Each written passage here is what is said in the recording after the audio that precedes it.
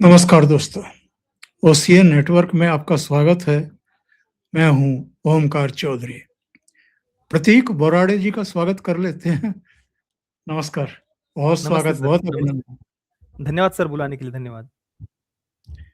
तो प्रतीक जी, एक डायलॉग था कंधार विमान अपहरण के समय एक आतंकवादी का, अपहर्ता का, कि गूदे भर का जोर लगा करके कुछ बिगाड़ना है तो बिगाड़ लो, पड़ोस में ही रहते हैं। और उसके बाद जो कुछ हुआ है, मेरे विचार से दूसरी फिल्म की शुरुआत ही उस डायलॉग से हुई है। और जो ट्रेलर इन्होंने दिया था उसमें भी उसी से शुरुआत की थी आदित्य धर ने। और एक बात फिल्म में हौसला, ईंधन और बदला, ये तीन चीजें गूंजती हैं। क्या है कुल मिलाकर के ऑब्जर्वेशन? बाकी जो प्रतिक्रियाएं आ रही हैं उन पर फिर चर्चा करते हैं इसके बाद। जी, सबसे पहले तो धन्यवाद आपका मुझे बुलाने के लिए। बाकी धुरंधर और धुरंधर 2, धुरंधर द रिवेंज जिसे नाम दिया गया है, उसके बारे में तो जितनी भी मैं प्रशंसा करूँ उतनी कम है। जो इतिहास में इससे पहले किसी ने करने की हिम्मत नहीं की, वो आदित्य धर ने ये फ़िल्म बना करके दिखाया है। देखिए, द कश्मीर फाइल्स भी बहुत, बहुत ज़्यादा महत्वपूर्ण फ़िल्म है, बहुत बोल्ड फ़िल्म थी।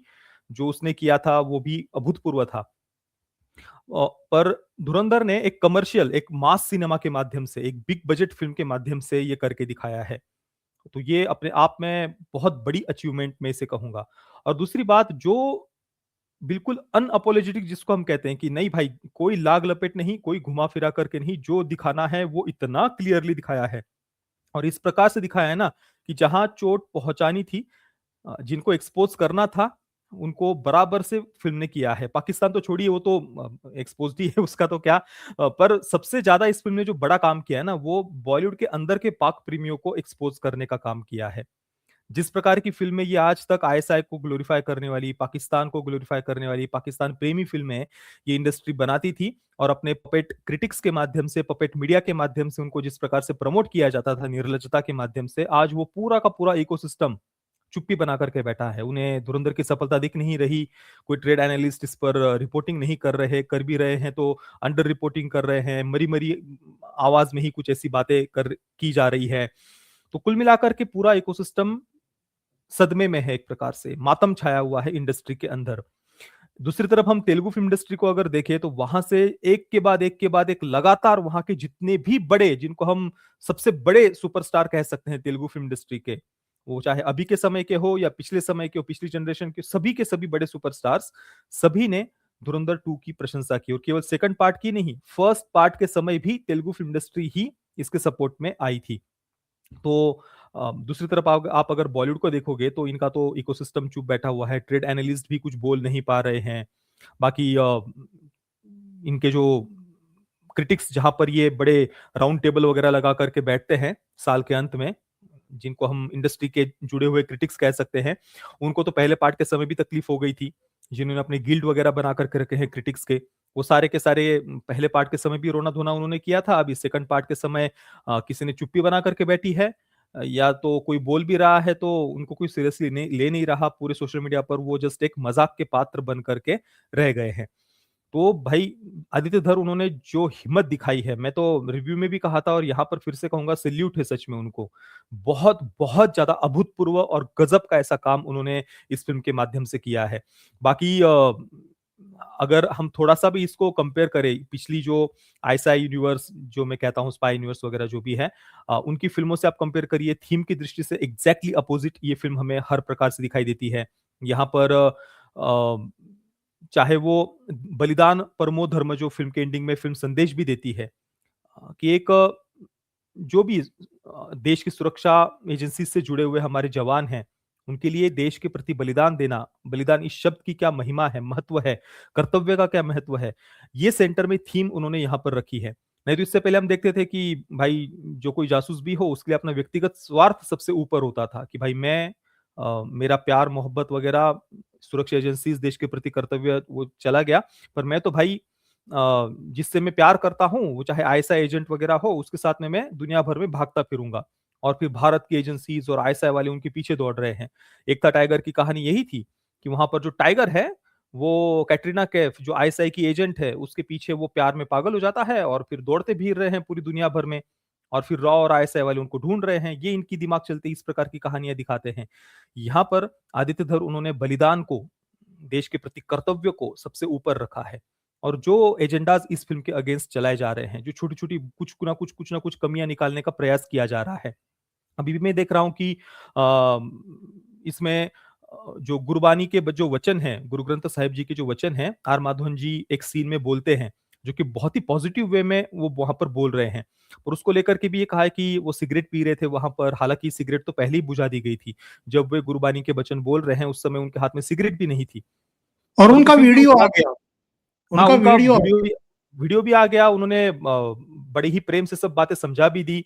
पर फिर भी इस बात को लेकर के वे किस प्रकार से एक जबरदस्ती कंट्रोवर्सी खड़ी करने का प्रयास कर रहे हैं, जबकि ये फिल्म क्लियरली गुरु ग्रंथ साहिब जी के जो वचन हैं उनको बड़े ही सम्मान के साथ में, और जिसकृत के अंदर वो धर्म के प्रति बलिदान देने की भावना को जगाने के लिए वो सूरा सो पहचानिए जो लड़े दीन के हेत, पुर्जा पुर्जा कट मरे कभू न छोड़े खेत, ये जो गुरबानी के वचन हैं वो जसकृत के अंदर वो भाव, देश के प्रति कर्तव्य का भाव जगाने के लिए वहां पर वो वचन, कुर्बानी के वचन सुनाए जा रहे हैं। तो बहुत ही पॉजिटिव वे में वो बात दिखाई है। ये सब लोग मुझे पता नहीं तब कहाँ जाते हैं जब पंजाब में आज मिशनरीज इतने कन्वर्जन कर रहे हैं, जबकि हमारे जो 10 गुरु है, गुरु गोविंद सिंह जी हो, गुरु तेग बहादुर जी हो, चार साहबजादे हो, उन्होंने धर्म की रक्षा के लिए अपना बलिदान दिया। पर धर्मांतरण नहीं किया। आज सरेआम मिशनरीज धर्मांतरण कर रहे हैं, उसके विरुद्ध तो कभी आवाज नहीं उठाते। वो सही मायने में गुरुबानी से दूर लेकर के जा रहे हैं ना, लोगों से गुरु ग्रंथ साहिब से दूर लेकर के जा रहे हैं वो मिशनरीज, तब इनको चिंता नहीं होती। और यहाँ पर सम्मान के साथ में गुरु ग्रंथ साहिब जी के वचन दिखाए हैं, तब उनको चिंता हो रही है। बिल्कुल सही आपने कही है। आगे बढ़ने से पहले मैं एक टिप्पणी इस पर आपकी चाहूंगा। रजनीकांत ने मुक्त कंठ से प्रशंसा की है। राम गोपाल वर्मा ने पहले पार्ट की भी और दूसरे पार्ट की भी जिन शब्दों में प्रशंसा की है, और उन्होंने कहा है कि वो जो अब तक की फिल्में ये बनती थी उनका गेम ओवर हो गया है। यानी उस तरह की फिल्में अब लोग देखना, मुड़ करके देखना भी पसंद नहीं करेंगे उनकी तरफ को। लेकिन एक बात बताइए, अमिताभ बच्चन का कोई ट्वीट, कोई बयान, शाहरुख खान का, सलमान खान का, आमिर खान का, या किसी और अभिनेता का, या चलो इनमें से किसी ने रणवीर सिंह की एक्टिंग की ही तारीफ की हो? किसी का नहीं सर, किसी का नहीं। कुछ छुटपुट एक्टर्स के आए हुए हैं बॉलीवुड से, पर उनको वैसे जैसे कि अर्जुन कपूर हो गई, रकुलप्रीत सिंह हो गई, अब इनके ट्वीट्स को यार इंस्टाग्राम पर 24 घंटे के लिए स्टोरी लगाते भी है अर्जुन कपूर या रकुलप्रीत सिंह, इनको कौन सीरियसली लेता है? और ये कोई इंडस्ट्री के ए लिस्टर एक्टर्स तो है नहीं। ना ही ये इंडस्ट्री, अब जो इंडस्ट्री को, जिनको ए लिस्टर कहा जाता है, सुपरस्टार कहा जाता है, बड़ा ग्लोबल सुपरस्टार कहा जाता है, राजा महाराजा कहा जाता है, किंग वगैरह कहा जाता है इंडस्ट्री का, वो तो पहले पार्ट के समय भी चुप थे। जो भारतीय सिनेमा के इतिहास की सबसे बड़ी हिंदी फिल्म पहला पार्ट भी बना, सेकंड पार्ट तो एक हफ्ते में ही सबसे बड़ी फिल्म बन गई है। हाँ, तो सारे के सारे रिकॉर्ड्स एक के बाद फिल्म ध्वस्त करती जा रही है। तो इस इंडस्ट्री को तो कितनी खुशी होनी चाहिए थी, पर खुशी छोड़िए, पूरी तरीके से एक सदमे में इंडस्ट्री चली गई है, एक शॉक में चली गई है। मातम यहाँ पर हर प्रकार से छाया हुआ दिखाई दे रहा है।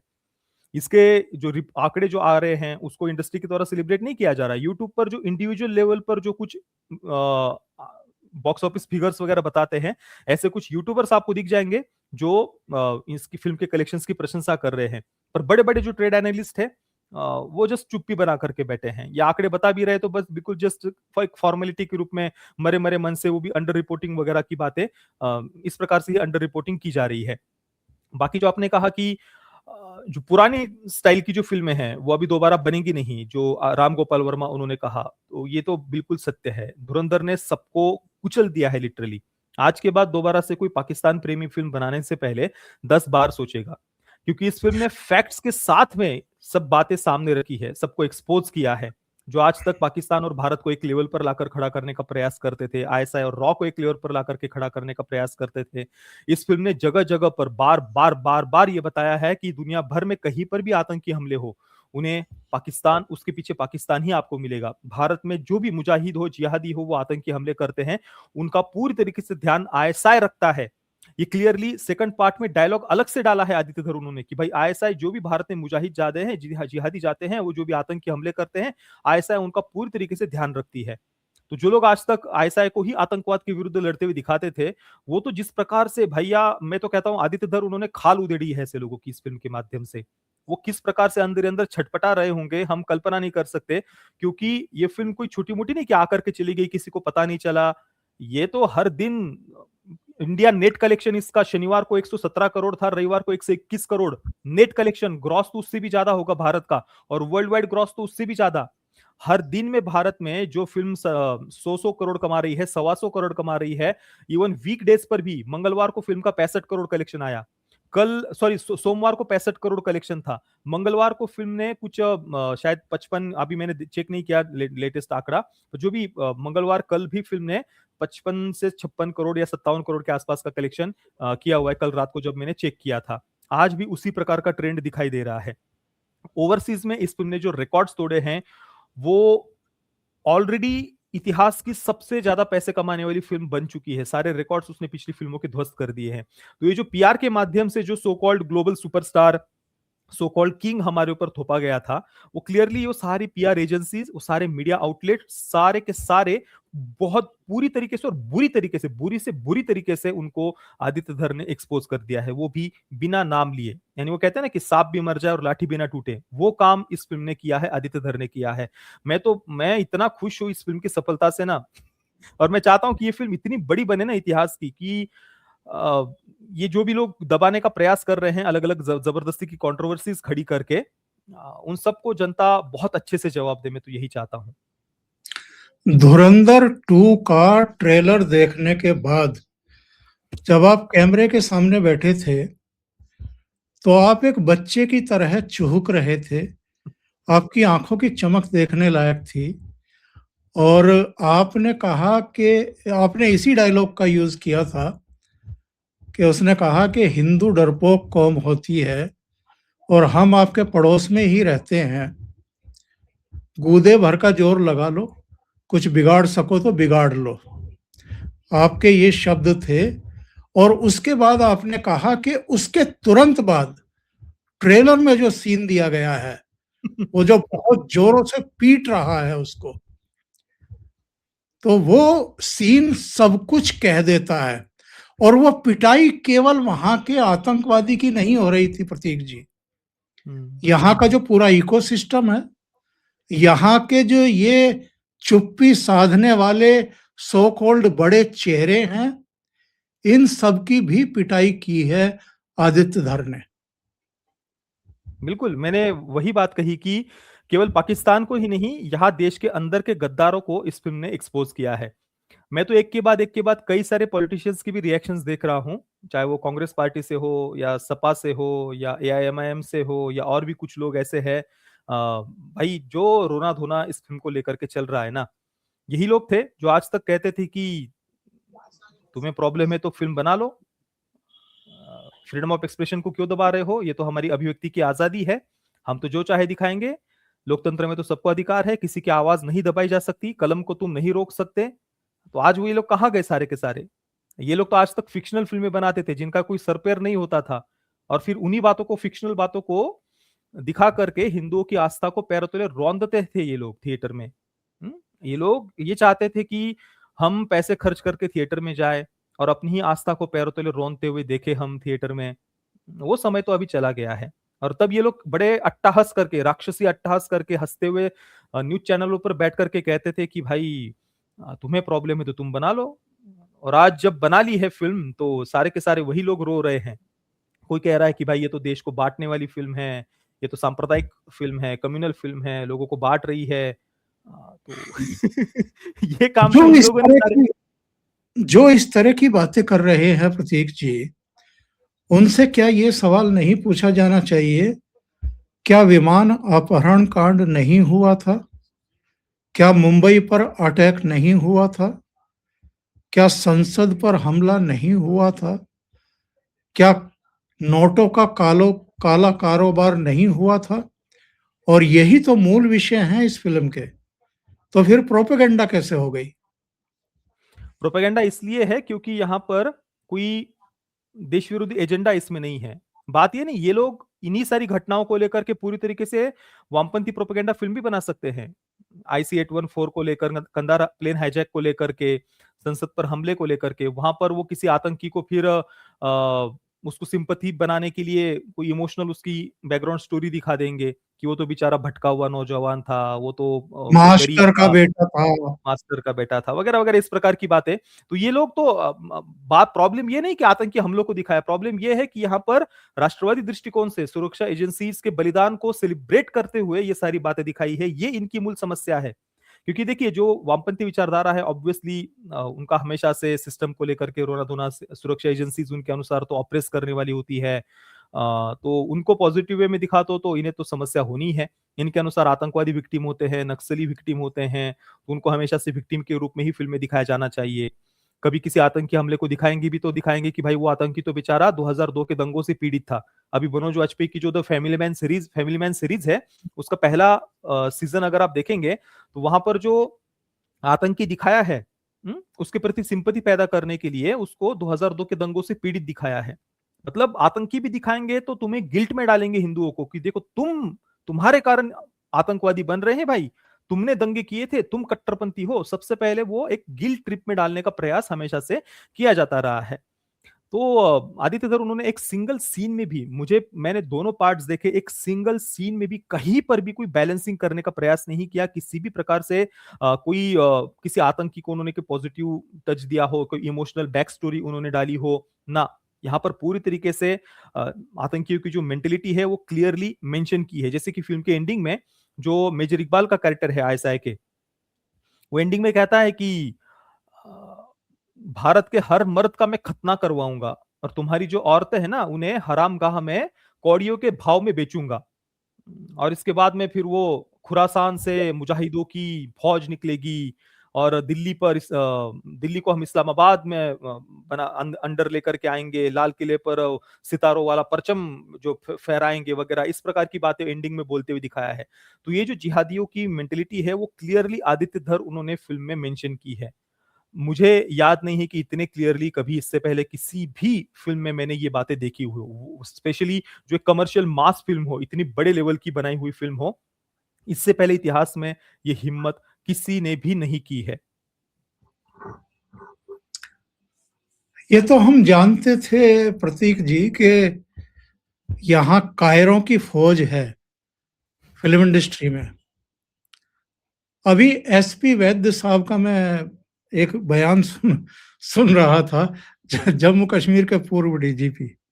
हाँ, हाँ, बिल्कुल। उन्होंने कहा कि जब तक दाऊद के पैसे से फ़िल्म बन रही थी, हुँ।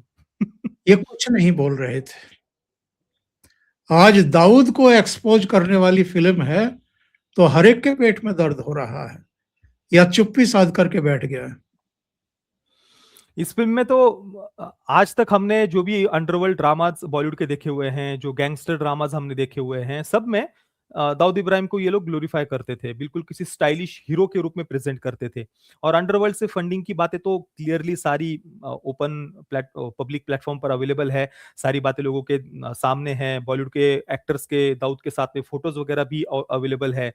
तो ये इंडस्ट्री तो क्लियरली देश विरोधी ताकतों के साथ में काम करती आई है। उनसे फंडिंग लेकर के उन्हीं देश विरोधी ताकतों के प्रति सिंपैथी पैदा करने का काम इन्होंने किया है। हिंदू आस्था को पैरों तले रौंदने का काम भी इन लोगों ने किया हुआ है। तो ऐसी फ़िल्म जब सामने आती है धुरंधर जैसी, तो उनका बिलबिलाना तो स्वाभाविक है। इसलिए कई लोग बिलबिला रहे हैं, तो कई लोग बिल्कुल चुप्पी बना करके बैठे हैं, मुँह में दही जमा करके बैठे हुए हैं।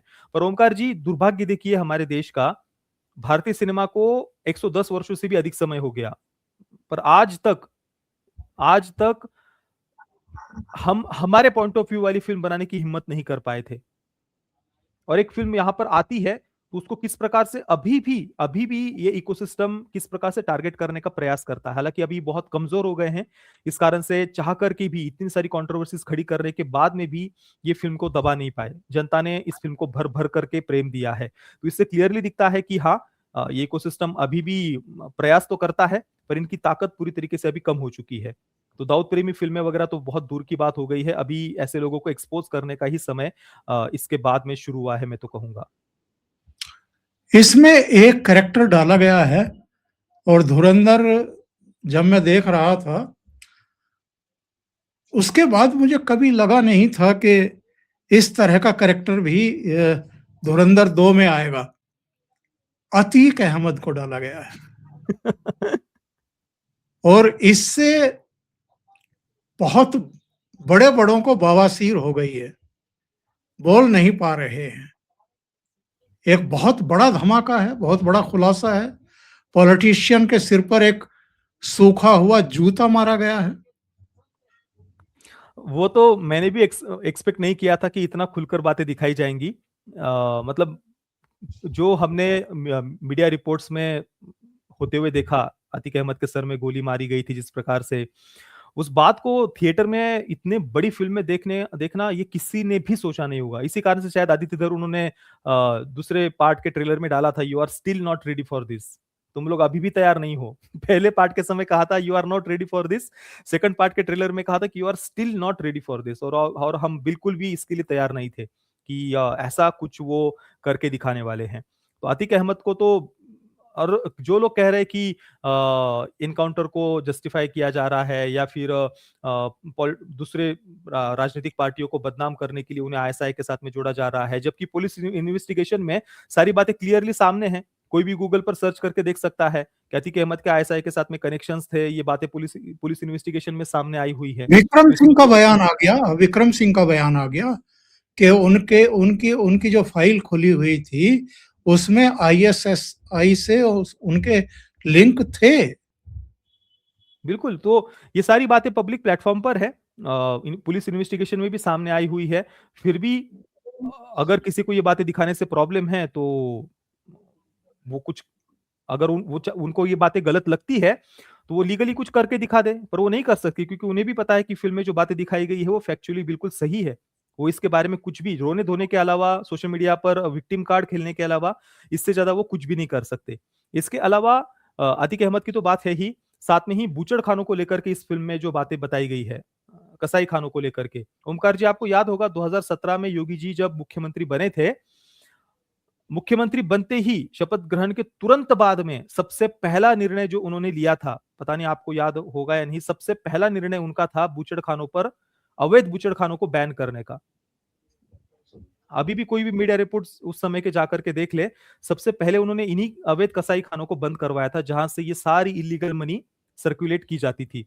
तो इस फ़िल्म में उस बात को भी उन्होंने बिल्कुल खुलकर एक्सपोज़ किया है। अतीक अहमद को एक्सपोज़ किया है। बाकी खनानी ब्रदर्स को जब हमने पहले पार्ट में देखा था, तो मन में यही बात थी कि भाई क्या इन खरानी ब्रदर्स का जिस प्रकार से अंत हुआ है, एक को अमेरिका में पकड़ा गया, दूसरा बताया जाता है कि सुसाइड सुसाइड के माध्यम से उसकी छत से कूदकर मर गया था। हालाँकि उसके पीछे की सच्चाई क्या है, धुरंधर 2 में वो बात दिखाई गई है। तो ये सारी बातें अब जिस एक खरानी भाई की नोटबंदी के तुरंत 1 महीने के बाद में वो कूद करके या जिस जिस भी प्रकार से वो मर जाता है, इसके बाद में भी अगर कोई संशय करता है नोटबंदी के ऊपर, डिमोनेटाइजेशन के ऊपर, तो भैया वो एक बहुत भद्दे मज़ाक का पात्र ही है, मैं तो कहूँगा। और एक और सबसे बड़ी अचीवमेंट मैं इस फ़िल्म की कहूँगा, नोटबंदी हो, अतीक अहमद हो, बूचड़खाने हो, ये सब बातें तो एक्सपोज़ हुई है। उसके अलावा एक सबसे बड़ी अचीवमेंट ये रही इस फ़िल्म की कि पाकिस्तान में जो हिंदुओं के साथ में अत्याचार होते हैं, जिस प्रकार से उनका कत्लेआम पिछले कई दशकों में हुआ है, उस बात को भी इस फ़िल्म में एक्सपोज़ किया है। सरतन से जुदा के नारे लगाती हुई भीड़ किस प्रकार से एक सिख परिवार को वहाँ पर ज़िंदा जला देती है। सरदार शब्द उपयोग किया है उन्होंने, उसे कैसे ज़िंदा जला देती है और उसके पीछे प्रॉपर ये पूरा आईएसआई वगैरह इन सब के हाथ कैसे है, और बिल्कुल सामान्य बात, किसी को वो वहाँ पर उसको जस्टिफाई करने के लिए ये भी नहीं दिखाया कि भाई सामान्य जो दूसरे जो लोग हैं वो बेचारे दुखी है, पाकिस्तानी नहीं, किसी को कोई एक सिंगल एक कैरेक्टर भी उन्होंने ऐसा नहीं डाला कि जिसके माध्यम से कहीं पर भी पाकिस्तानियों को बैलेंसिंग करने की प्रयास किया गया हो। वो इतने आम तरीके से दिखाया ना कि भाई जैसे रोज की घटना हो। एक भीड़ आ रही है, बाहर निकाल करके उसको जिंदा जला दे रही है सरतन से जुदा के नारे लगाते हुए। तो ये कितनी कॉमन बात है पाकिस्तान में, ये भी आदित्य धर ने इसके माध्यम से दिखाया। और ये इतिहास में पहली बार ये हुआ है कि पाकिस्तान में जो हिंदुओं के ऊपर होते अत्याचार है, भारतीय सिनेमा में पहली बार किसी फिल्म में ये दिखाया गया है। इससे पहले आप सोचिए, एक सिंगल किसी फिल्म मेकर ने भी ये हिम्मत नहीं की थी दिखाने की। हाँ, इन लोगों को अमेरिका में 9/11 के बाद में वहां के इस्लामोफोबिया बढ़ गया है अमेरिका में, इसकी बड़ी चिंता हो गई थी कि पता नहीं लाइक लोग शायद कुछ घूर-घूर कर देख रहे थे या किस प्रकार से इस्लामोफोबिया की इनको चिंता हो गई थी, पता नहीं। तो यहाँ पर धर्मा प्रोडक्शंस ने, करण जौहर ने my name is Khan film बना दी थी। क्योंकि 9/11 के बाद में अमेरिका में इनको इस्लामोफोबिया की चिंता हो गई थी। पर यहाँ पर दशकों से पाकिस्तान में, बांग्लादेश में, अफ़गानिस्तान में हिंदू कट रहे थे, मर रहे थे, मंदिर टूट रहे थे, बलात्कार हो रहे थे हिंदू बच्चियों के साथ में। इनमें से किसी को चिंता नहीं हुई। पर हाँ, अमेरिका के इस्लामोफोबिया की चिंता हो जाती है 9/11 के बाद में इनको। आपको लगता है धुरंधर 2 में अतीक अहमद का नाम आया है, और अगर धुरंधर 3 बनी तो उसमें और नाम नहीं आएंगे? उसके लिए अभी और देश के अंदर ही कई सारे अगर कार्रवाइयाँ होती है आने वाले समय में, जैसे कि फेक करेंसी स्कैम, जिस मंत्री ने और उसके बेटे ने वो प्लेट्स वगैरह पहुँचाई थी। तो उसको अगर रियल लाइफ में उनके ऊपर कोई कार्रवाई होती है तो आगे जा करके पार्ट 3 बना करके वो बातें दिखाई जा सकती है।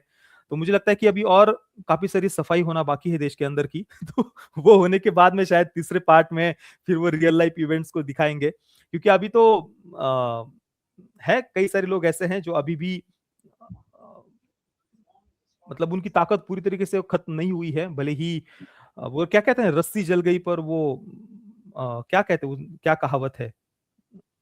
गाँठ नहीं गई, वो ऐसा कुछ वो कहते हैं ना हाँ, कहावत, तो बट नहीं जले, रस्सी जल गई। हाँ, तो उस प्रकार से अभी कई सारे लोग हैं जिनको अभी एक्सपोज़ होना भी बाकी है। तो वो मैं तो चाहूँगा कि सारे ये सब ये जो पीड़ा इन लोगों ने दी है ना 2000 मतलब 4 के बाद में ही हम देखें, जो-जो देश के अंदर षड्यंत्र हुए, हिंदू आतंकवाद का झूठ इन लोगों ने कैसे गढ़ा, पाकिस्तान के साथ में मिलकर के ये हिंदू आतंकवाद का षड्यंत्र रचने का कैसे प्रयास किया गया था 26/11 के हमले के माध्यम से।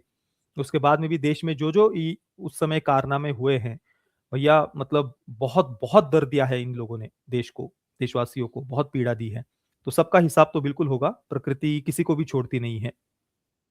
आप बूचड़खानों की चर्चा कर रहे थे। मैं इसलिए वो अपनी स्मृतियों में हमेशा रखता हूँ, क्योंकि मैं ऐसे शहर से आता हूँ, मेरठ से, जहाँ बहुत बड़ा बूचड़खाना था और बहुत बड़ी आबादी में उसकी सड़ांध जाती थी, बहुत बड़ी आबादी में। और जब योगी जी ने उस पर कार्रवाई की, तो एक पूर्व मंत्री था, वो गिरफ्तार हुआ, उसके खानदान के लोग गिरफ्तार हुए और लंबे समय तक जेल में रहे। अच्छा, और ये तो अकेले शहर की बात कर रहा हूं मैं। पूरे उत्तर प्रदेश में जहां जहां बूचड़खाने बंद हुए हैं, कितना बड़ा काला कारोबार जो चल रहा था, और वो जहां पहुंच रहा था पैसा, और जिस तरह की तबाही फिर भारत में होती थी उस पैसे के जरिए, वो रोकने का काम जो है वो मोदी और योगी ने किया है। हाँ, पहले पार्ट में भी हमने ये बात देखा था किस प्रकार से नेपाल के माध्यम से बूचड़खानों में ये सारा नकली पैसा आता था, वहाँ से कैसे सर्कुलेट किया जाता था। और एक जो डायलॉग हमने सुना था कि इन पॉलिटिशियंस की, जो ये करप्ट पॉलिटिशियंस ये जो भी है, इनकी सबसे बड़ी ताकत है दंगे, कि अगर आप इनके ऊपर थोड़ी-सी भी कार्रवाई करने का प्रयास करो, तो ये पूरा उत्तर प्रदेश जला देंगे। और फिर उसके बाद वो डायलॉग आया था कि ये सारे सबूत इकट्ठा तो करके रख लो। आने वाले समय में कोई ऐसा राजनेता पॉलिटिशियन उत्तर प्रदेश में आता है जिसको सच में देश की चिंता हो, तब ये सारे सबूत काम में आएँगे। और वो फिर सबूत कैसे काम में लिए गए वो हमने सेकंड पार्ट में देखा। जो यूपी के डीजीपी है पूर्व, संजय कुमार ऐसा कुछ उनका फ़िल्म में नाम दिखाया है। उनकी मूंछें वगैरह भी बिल्कुल वैसी दिखाई है जैसे रियल लाइफ़ में प्रशांत उनका। प्रशांत कुमार। हाँ, फ़िल्म में संजय कुमार ऐसा कुछ नाम उनका शायद दिखाया है, थोड़ा-सा नाम चेंज किया है, पर मूंछें वगैरह बिल्कुल वो सब कुछ वैसा ही उनको बिल्कुल प्रॉपर दिखाया है। तो उन तक अजय सान्याल जी कैसे ये सारे सबूत पहुँचाते हैं। फ़िल्म में वो सीन अलग से उन्होंने डाला है कि यूपी पुलिस के डीजीपी उनके पास में जाकर के अजय सान्याल जी ये सारे सबूत तथ्य पहुँचा रहे हैं और फिर खुद कहते हैं कि अब देख लो आपको क्या करना है। आपको कैसा लगता है? और उसके तुरंत बाद में फिर यूपी पुलिस किस प्रकार से अतीक अहमद को गिरफ्तार करती है। पर अरेस्ट होने के बाद में भी, वो अंदर रहने के बाद में भी कैसे अपना वो पूरा जो तंत्र उसने खड़ा किया हुआ था वो चालू रखा था उसने।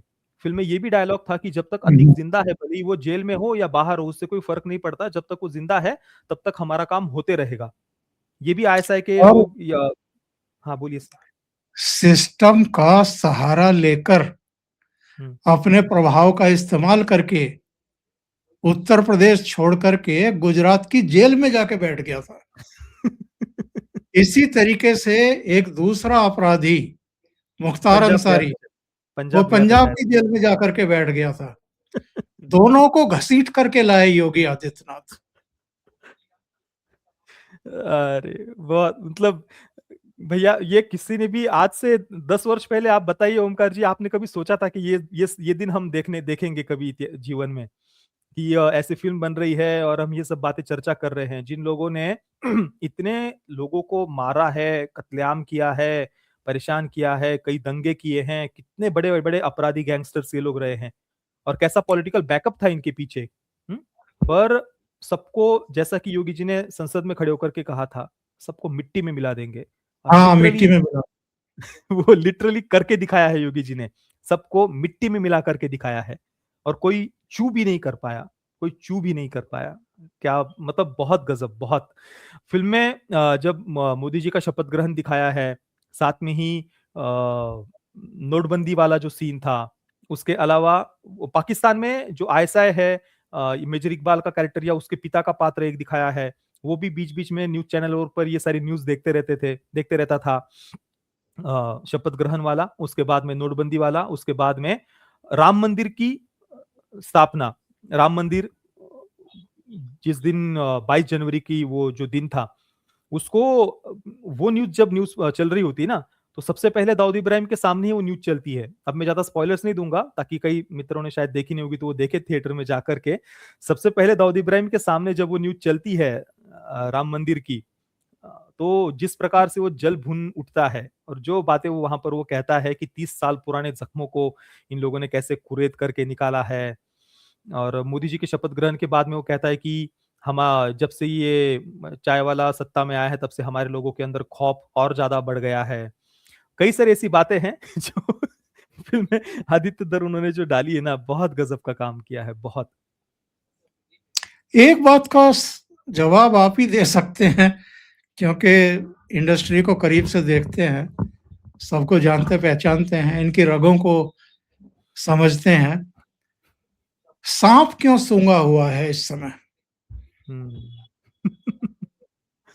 अ, शायद अब मैंने तो शुरुआत में ही कहा ना जो बड़े-बड़े ट्रेड एनालिस्ट हैं, वो तक रेगुलरली इस फ़िल्म के डाटा पोस्ट नहीं कर रहे हैं। अब मैं क्या नाम लूँ इनका जो आदर्श वगैरह या कोमल वगैरह जो भी है, तो सब चुप बैठे हुए हैं। कहीं पर वो सेलिब्रेशन नहीं दिखाई दे रहा, इतिहास की सबसे बड़ी फ़िल्म बन रही है, थिएटर बिज़नेस को फिर से खड़ा कर दिया। बड़ी थिएटर बिज़नेस की चिंता करते थे ये लोग।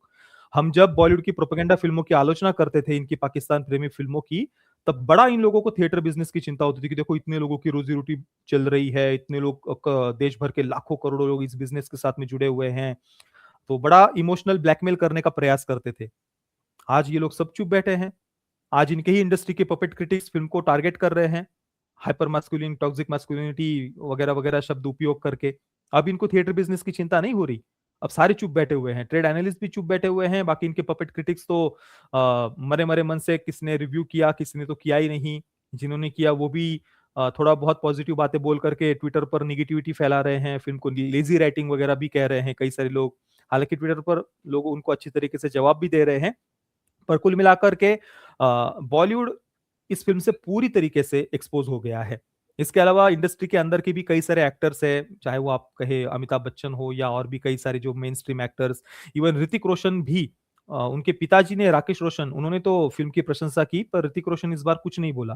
पहले पार्ट के समय थोड़ी प्रशंसा करके पॉलिटिक्स के ऊपर ज्ञान दिया था। ज़िम्मेदारियाँ, रिस्पॉन्सिबिलिटीज़ समझाई थी एक फ़िल्म मेकर के रूप में आदित्य धर को ऋतिक रोशन ने। इस बार उसने भी कुछ बोलने की हिम्मत नहीं की, चुप्पी बनाए बैठा है और एक हॉलीवुड की फ़िल्म अभी जो कल रिलीज़ हो रही है प्रोजेक्ट हेल मेरी करके, उसको प्रमोट कर रहा है ऋतिक रोशन। अब जो भी उनकी प्रोफेशनली कुछ पैसे वगैरह लेकर के शायद प्रमोट कर रहे होंगे। पर धुरंधर के लिए एक ट्वीट करने का इनके पास समय नहीं है। पर एक हॉलीवुड की फ़िल्म प्रमोट करने के लिए पूरा प्रॉपर वीडियोज़ वगैरह भी शूटिंग वगैरह करके प्रमोट किया जा रहा है। तो इसी से पता चलता है कि इस इंडस्ट्री के अंदर आज भी किस मेंटालिटी के लोग भरे हुए हैं। इनसे हज़म नहीं होता, सहन नहीं होता कि एक राष्ट्रवादी फ़िल्म यहाँ पर बने, उसको लोग पसंद करें, सेलिब्रेट करें, वो सफल हो। इस इंडस्ट्री से आज भी ये सहन नहीं होता, ये तो क्लियरली हमें दिखाई दे रहा है। 16 महीने 2 फ़िल्मों का निर्माण, और इन 2 फ़िल्मों ने और इसके लेखक, डायरेक्टर ने पूरी फ़िल्म इंडस्ट्री को एक तरीके से मैं कहूँगा कि अ, जिसे कहते हैं ना कि वो इतने बड़े कैनवास पर आकर के खड़े हो गए हैं कि उनके सामने सब बोने से दिखाई दे रहे हैं। मेरे विचार से ये अद्भुत है, ऐतिहासिक है। ऐसा आज तक हुआ नहीं है। जो इससे पहले अब बौने इसलिए दिखाई दे रहे हैं क्योंकि जो पहले अपने आप को बड़ा बताते थे वो कभी बड़े थे ही नहीं। उनको जस्ट मीडिया की हाइप के माध्यम से लोगों के ऊपर थोपा गया था और जबरदस्ती हवा भर-भर के बड़ा किया गया था और उनका वो गुब्बारा फूट चुका है। वो कभी भी बड़े थे ही नहीं, ना ही उनके अंदर बड़प्पन जैसी कोई बात थी, पर अपने आप को जस्ट पैसों का उपयोग करके अब वो पैसा अंडरवर्ल्ड से आता था, देश विरोधी ताकतों से आता था, शत्रु राष्ट्रों से आता था, पता नहीं वो उनकी अंतरात्मा जाने। पर ऐसे कई सारे गुब्बारे फुला करके रखे थे हमारे सामने कि ये तुम्हारे स्टार है, इनको तुम्हें फॉलो करना है। ये फ़िल्मों में कुछ भी दिखाए, तुम्हें उस पर कुछ भी बोलने का अधिकार नहीं है। तो आज तक यही चलता था। इनके ये जो सो कॉल्ड सुपरस्टार्स इन्होंने खड़े करके रखे थे, ये एक के बाद एक के बाद एक प्रोपेगेंडा फ़िल्में बनाते जाते थे।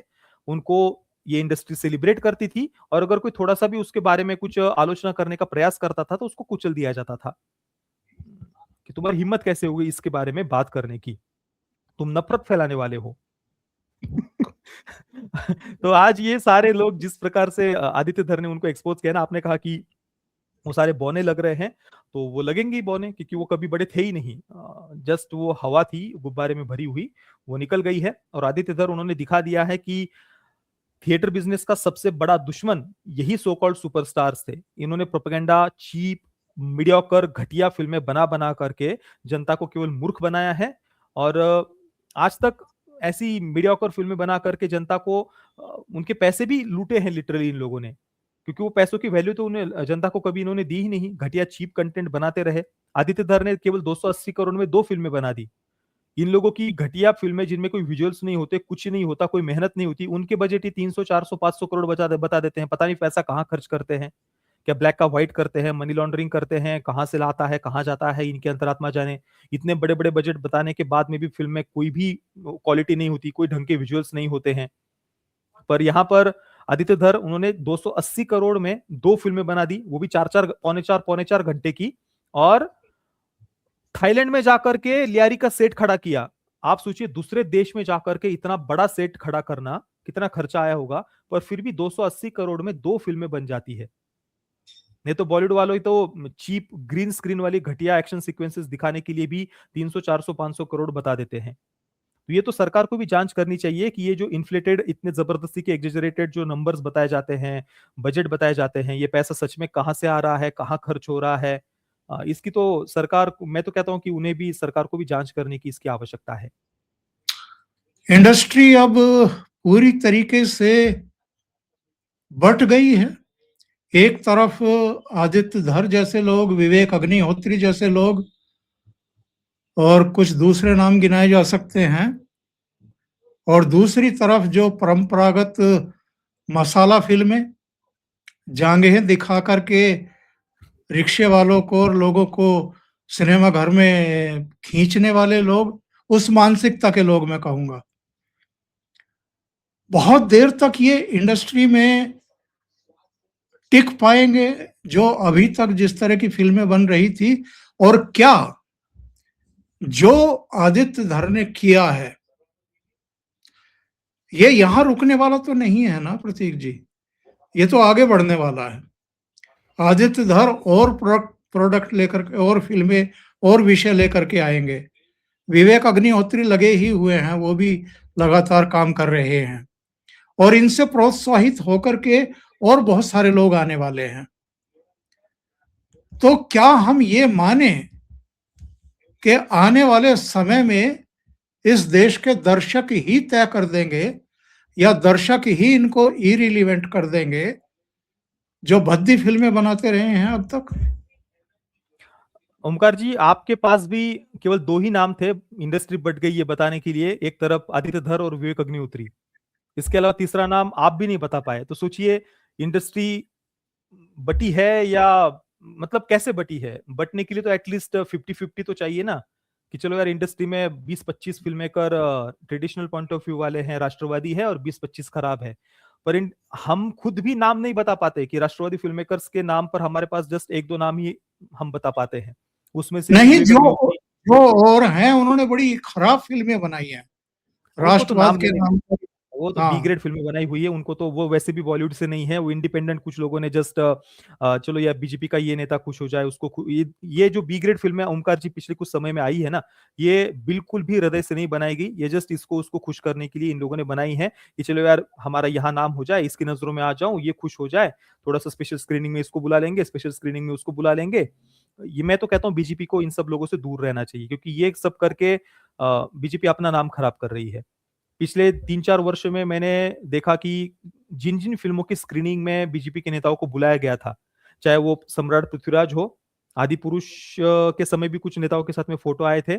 इसके अलावा अभी 21 नाम की एक बहुत ही भयंकर प्रोपेगेंडा फ़िल्म आई थी पाकिस्तान प्रेमी। उसके बारे में तो हमने चर्चा की, उसकी भी स्पेशल स्क्रीनिंग में शायद बुलाया गया था। एक सिंघम अगेन नाम की बड़ी ही घटिया फ़िल्म आई थी रोहित शेट्टी की जिसमें रामायण को सेंटर में थीम इन्होंने रखा था। उस समय भी रोहित शेट्टी फ़िल्म के बनते समय अ, अमित शाह जी से जाकर के मिला था जितने मैंने देखा था। तो मैं कहूँगा कि बीजेपी के नेताओं को ना ऐसे लोगों से दूरी बनानी चाहिए, कि मेरे अनुसार मैं कोई किसी पर आरोप नहीं लगा रहा, हो सकता है कि ये फ़िल्म मेकर सच में जेन्युइनली फ़िल्में बना रहे हो, पता नहीं मुझे। मेरे मेरे अनुसार तो ये जस्ट कुछ अपना नाम करना चाहते हैं कि भाई मैं इसकी नज़रों में आ जाऊँ, उसकी नज़रों में आ जाऊँ, तो इससे बीजेपी को उन्हें बचना चाहिए। बाकी सही तरीके से थोड़ा-सा प्रॉपरली जो राष्ट्रवादी फ़िल्में बना रहे हैं, उसके नाम पर भी हमारे पास कुछ 2-3 नाम हैं। उसमें भी विवेक अग्निहोत्री वो तो कभी बॉलीवुड से ना वो अपने आप को मानते हैं, ना बॉलीवुड उन्हें अपना मानता है।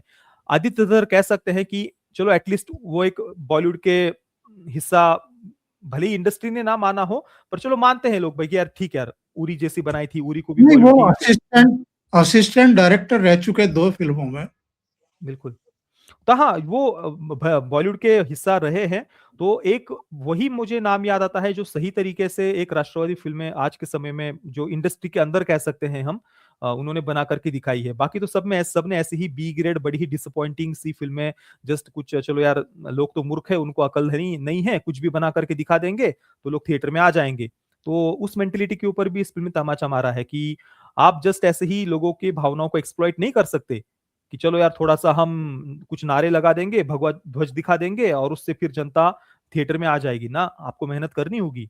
ऐसे ही लोगों की भावनाओं को एक्सप्लॉइट करके आप पैसे नहीं कमा सकते। तो यहाँ पर आदित्य धर का डेडिकेशन देखिए, छोटी-छोटी एक-एक, एक-एक सीन में कितनी मेहनत उन्होंने ली है, कितनी बारीकी से छानबीन की है, कितने फैक्ट्स कलेक्ट किए हुए हैं। हर एक कैरेक्टर का मेकअप देखिए, कॉस्ट्यूम देखिए, वो बिल्कुल रियल लगता है। हर सीन में आपको कोई ना कोई रियल घटना का रेफरेंस देखने को मिल जाएगा।